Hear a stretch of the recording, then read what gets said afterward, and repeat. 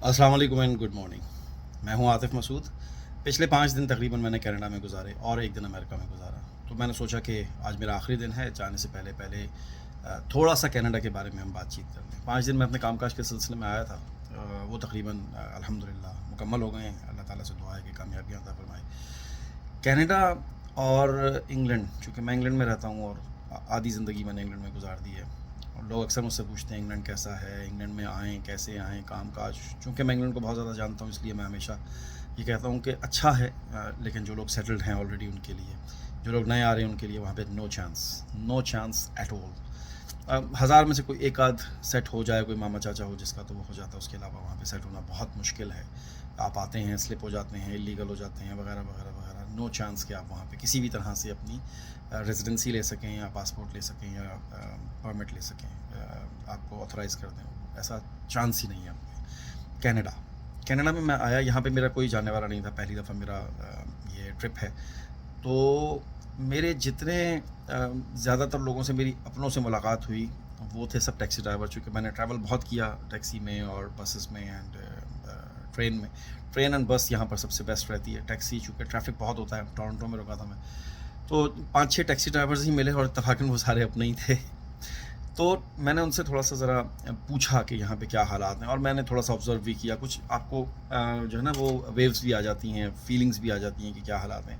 मेरे ख़्याल से अगर आप कनाडा में लीगली एंटर हो जाते हैं, आप स्टूडेंट आते हैं, वर्क परमिट पे आते हैं, शादी करके आते हैं, कैसे भी आते हैं आप, किसी भी तरह से अगर आप कनाडा में एंटर हो जाते हैं, तो फिर आपके लिए आगे रास्ते बनना आसान हो जाते हैं।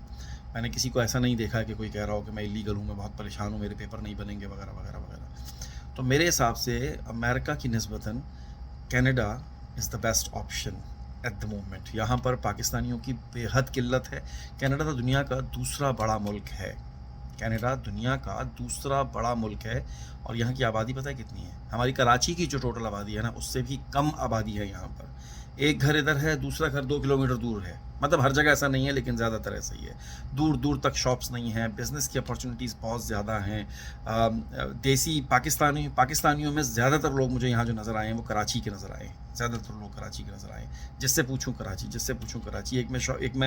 एक प्लाज़ा में गया जहाँ उसका नाम था रिजेट प्लाज़ा, अभी नया बना है शायद।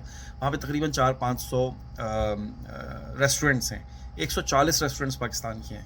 140 रेस्टोरेंट्स पाकिस्तानियों के हैं, हलाल हैं, जिसमें से 100 सिर्फ़ और सिर्फ कराची वालों के हैं।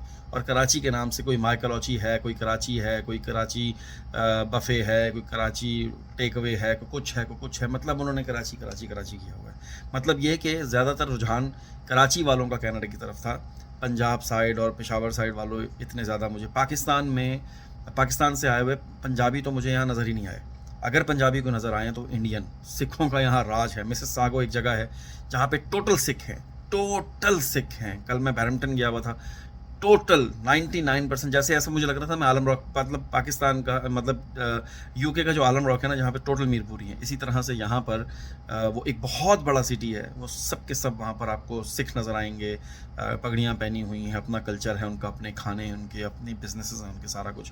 तो मेरे ख़्याल से अगर आप कहीं से पता करें कि किस तरह से कनाडा आया जा सकता है, तो आपको कनाडा आना चाहिए। यहाँ पर पेपर बन जाते हैं। मतलब इतना आसान तो कुछ भी नहीं होता है जितना आपको साउंड हो रहा होगा मैं कह रहा हूँ, लेकिन फिर भी एंड ऑफ द डे आपके कहीं ना कहीं आप सेटल्ड हो जाते हैं, पेपर बन जाते हैं। सब लोग काम कर रहे हैं यहाँ पे, काम की कोई इतनी ख़ास कमी नहीं है। सब लोग अपना दाल रोटी चला रहे। गो के बहुत महंगा है। मतलब मैं अगर किसी यूरोप कंट्री जाता हूँ या किसी अफ्रीका कंट्री जाता हूँ, अरब कंट्री जाता हूँ, तो वहाँ पर हम बादशाह होते हैं, चूँकि हमारा पाउंड टू हाई।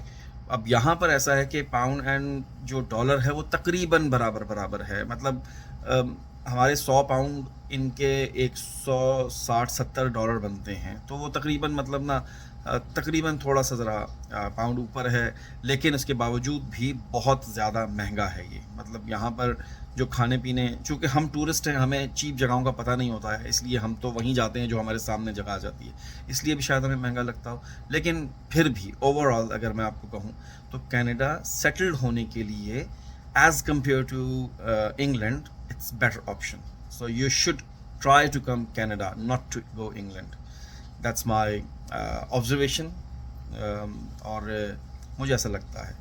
तो अगर आपको मेरी इन बातों से कोई हेल्प लगी हो, मैं कोई कंसल्टेंट नहीं हूँ, मुझे कुछ नहीं पता है, मैं as a tourist, as a visitor, as a businessman यहाँ पर आया था। जो मैंने ऑब्जर्व किया, मैंने आपको अपनी एक जेन्युइन ओपिनियन दे दी है।